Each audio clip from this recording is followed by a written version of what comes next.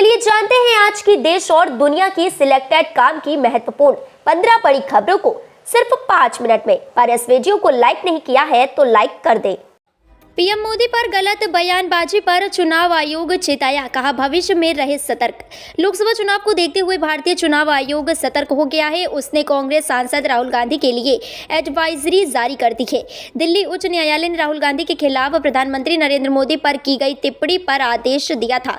उसी आदेश को ध्यान में रखते हुए चुनाव आयोग ने राहुल गांधी सलाह दी है कि वह भविष्य में चुनाव प्रचार के दौरान अपने भाषणों को लेकर सतर्क रहें।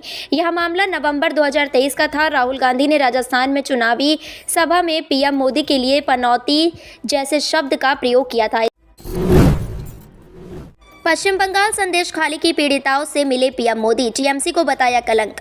प्रधानमंत्री नरेंद्र मोदी बुधवार को पश्चिम बंगाल के दौरे पर हैं। पीएम मोदी कोलकाता से सटे बारासात में जनसभा को संबोधित कर रहे हैं। महिला दिवस से पहले हो रही इन जनसभा में संदेश खाली का मुद्दा उठेगा। भाजपा ने इसे नारी शक्ति वंदन अभिनंदन कार्यक्रम नाम दिया है।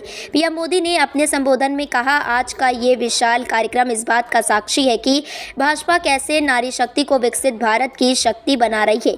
9 जनवरी को भाजपा ने देश में नारी शक्ति वंदन अभियान शुरू किया था।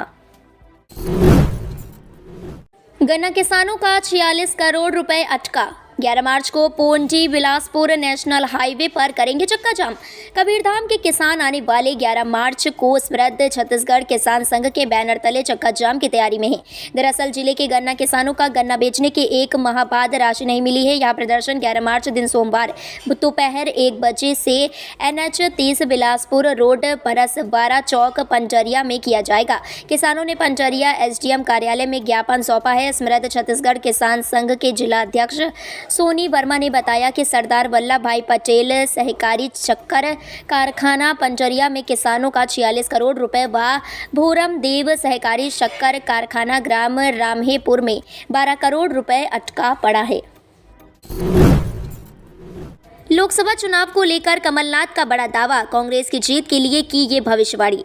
लोकसभा चुनाव 2024 को लेकर कांग्रेस जोर शोर से तैयारियों में जुटी है। अब जल्द ही कांग्रेस देश भर के साथ साथ मध्य प्रदेश के लिए प्रत्याशियों का ऐलान कर सकती है। वहीं इससे पहले पूर्व मुख्यमंत्री कमलनाथ का बड़ा बयान सामने आया है। कमलनाथ ने लोकसभा चुनाव में कांग्रेस पार्टी को कितना सीटें मिलेंगी, इसको लेकर भविष्यवाणी की है।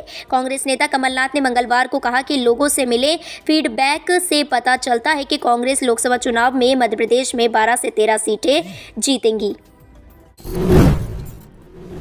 छत्तीसगढ़ के इस जिले में 1 अप्रैल से नहीं चलेंगे स्कूल बस। कलेक्टर विलास भोसकर की अध्यक्षता में मंगलवार को आयोजित समय सीमा की बैठक में कलेक्टर ने परिवहन अधिकारी को निर्देशित किया कि स्कूल बसों के रजिस्ट्रेशन और फिटनेस जांच अनिवार्य रूप से सुनिश्चित करें। उन्होंने कहा कि स्कूल बसों के फिटनेस सर्टिफिकेट जरूर हो। 1 अप्रैल से कड़ाई से इस नियम का पालन सुनिश्चित किया जाए।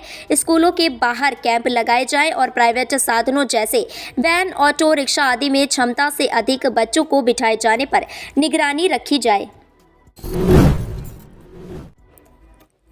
कांग्रेस और आरजेडी की राह पर पप्पू यादव पूर्णिया में रैली कर दिखाएंगे अपनी ताकत। बिहार की राजनीति में 5 बार लोकसभा तय करने वाले राजेश रंजन उर्फ पप्पू यादव अपने जन अधिकार पार्टी के बैनर तले आगामी 9 मार्च को पूर्णिया के रंगभूमि मैदान में विशाल रैली करने वाले हैं।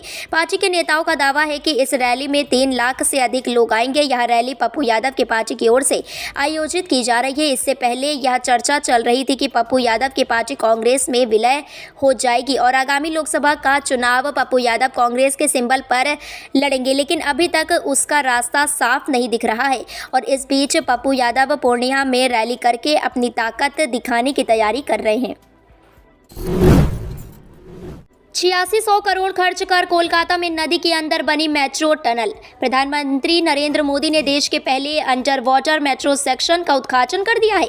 ये टनल पश्चिम बंगाल की राजधानी कोलकाता में तैयार किया गया है। टनल कोलकाता मेट्रो के ईस्ट वेस्ट मेट्रो कॉरिडोर का हिस्सा है, जो कि हुगली नदी के नीचे बनाया गया है। अंडर वाटर मेट्रो सेक्शन से जुड़ी जितनी जानकारी सामने आई है, उसके अनुसार इसकी लंबाई 16.6 किलोमीटर है और यह मेट्रो हुगली के पश्चिमी तट पर स्थित हावड़ा को पूर्वी तट पर सॉल्ट लेक शहर से जोड़ता है।